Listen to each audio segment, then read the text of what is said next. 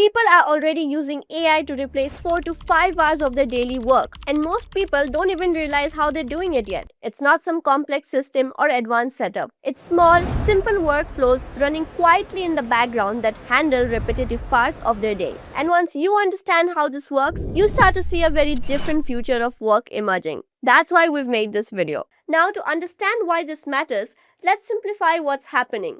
Because until now, most of us have used AI in a basic way. We give a prompt and get a response.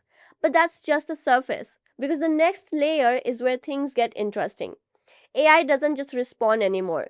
It starts thinking in steps, planning actions, and completing tasks end to end. So instead of asking it to write one email, you can give it a goal like finding leads, writing emails, and sending them.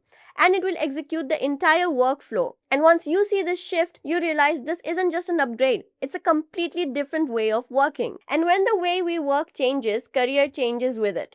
Because every major tech shift has created new roles from web to mobile, and now as AI systems grow, we need people who can build, guide, and manage them. So instead of asking whether AI will take jobs, a better question is what new roles is it creating? Because that's where the real opportunity lies.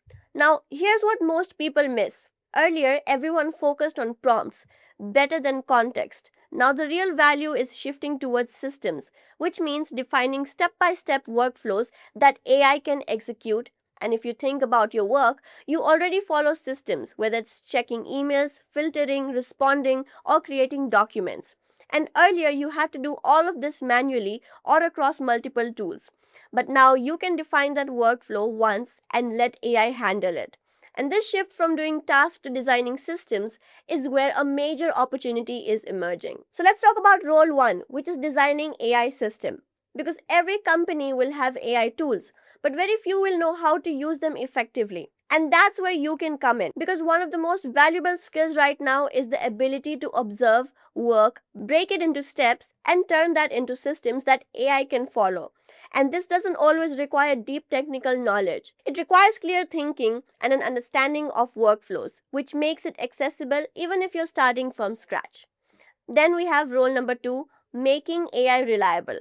Now, once systems are in place, the next challenge is consistency. Because businesses don't want AI that works sometimes, they want AI that works every time.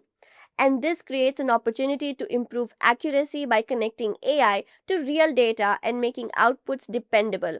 As adoption grows, this needs for reliability will only increase. Then we have role 3, which is AI automation in businesses. And building on that, there's a very practical opportunity because most businesses run on repetitive tasks like customer support, document processing, and lead generation. And instead of replacing everything overnight, they're automating workflows step by step. So if you can identify these tasks and replace them with AI systems, you can directly help businesses save time and reduce cost. And this is where people are already making money today. Now let's see the shift in tech roles in coding versus thinking. At the same time, technical roles are evolving because earlier coding was everything. But now that AI can generate code, the real value is moving towards problem solving, which means your ability to break down problems and think in systems matter more than just writing syntax.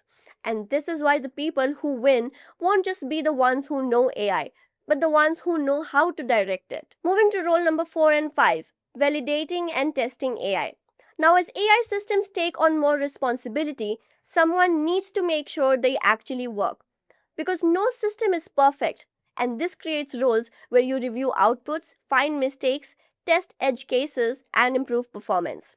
And this requires attention to detail and critical thinking. Because instead of creating outputs, you're constantly evaluating them and strengthening them. Now, if you're wondering where to start, don't overcomplicate it. You just need to learn everything at once. Just pick one real workflow, something simple like content creation, email handling, or research. Break it into steps and see how AI can execute those steps. Because once you learn how to think in systems, everything else becomes easier, and over time, you'll move from just using AI to actually building with it. So, to sum it up, this shift has already started. Most people are still catching up, and that's the opportunity. So, while others focus on tools, you focus on systems. Because in the end, the only question is, are you on the right side of it? That's it for today. Thank you so much for watching, and I'll see you in the next one.